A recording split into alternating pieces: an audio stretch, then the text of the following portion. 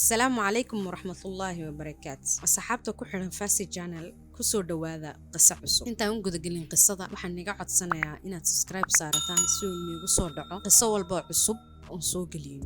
Qisadeena maanta waxay ku saar title-keegu wuxuu yahay Jacaylku waa xor. Bismillaah. Anoo bilaabanto. Jacaylku waa sida shimbir xorriyad leh. Dhinac walba u duuli karaysa. Marka aad qabataan shimbirta, aad ku rido meel qafisa oo qurux badan, adigu waxaad moodaa in ay isla shimbirtii tahay, laakiin yadu waa dishay sababtoo ah waxaad ka goysay ama had ka xidhay baadadkii ay ku duuleysay oo meel ayaad gelisay. Shimbirtana waxba kama gelin meesha quruxda badan leh ee ku xidhay, waayo yadu waxay u aragtaa sidii xabsi oo kale. Sidaa darteed inagu waxaan sameynaa, waxaad u diyaarinaa shimbirta meel ay noogu jirto, li'anna waxaan ka cabsi qabnaa shimbirtan haddii ay naga duusho amba gacmaheena ay ka baxdo inayna dib u soo noqon doonin. Sidaa darteed waxaan doonaa inaan ku hayno control oo meesha qafiska ah ay noogu jirto. Jacaylku haddaba waa sida shimbirta, wuu duulaa, waa sidii dadka isjecel mar walbaba way cabsadaan. Maxay ka cabsadaan? Waxay ka cabsadaan jacaylku markuu imanayo wax kula tashanaya maaha, waa wax iska imaada. Waxaad adigu samaysan kartidna maaha, waa wax sidaa isagu iskaga yimaada. Laakiin siduu u imiday inay sidaa iskaga tagto, siday u timiday inay iskaga tagto, waana wax dabeeciya. Marka uu jacayl imaado amba uu ku qabto, waxaad qalbigaagu dareemaya xasilooni, farxad, qofkaaga mar walba had la joogtid.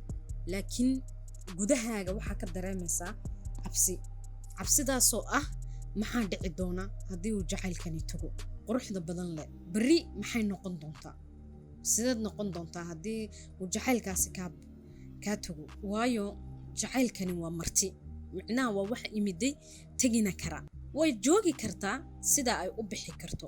Cabsidaasi waxay qofka ka dhigtaa qof ku adag, micnaha nacam gacantiisa qalbigiisa inuu qofkani ka baxo ma ogolo. Labada qof ee isjecel midba midka kale inuu ka kale qalbigiisa ka baxo ma ogolo. Inuu mar walba uu haysto wax walba u sameeyo ayuu jecel yahay si uuna uga bixin. Laakiin jacaylku markuu ku qabto waa inaad si fiican aad wax u jeclaatid, adigoo oon ka warwaraynin berri see wax noqon doona. haddii maanta ay qurux badan tahay ood jacayl dareemaysid ood farxad dareemaysid, kalsooni ku qab, berri toolana sidaa bay u qurux badnaan doontaa. weliba sidan maanta aad tahay si ka qurux badan ayay noqon doontaa oo midhihiisa ayaad adki doontaa ilaa xad had gaadhid kalsooni taamahaad ku qabtid. maalinba maalinka ka dambaysa jacayl xad dhaafa ayaad dareemi doontaa. jacaylku sidiisaba ma ahan inaad ka fikirtid bari isee wax noqon doona, waxaan waayi doontaa, haddaa weydidsa see noqon doontaa. qofkanna kuma qasbi kartid inaa waxaa rabtid uu adigu sameeyo, micnaha inaad sidaad adigu rabtid huu noqdo.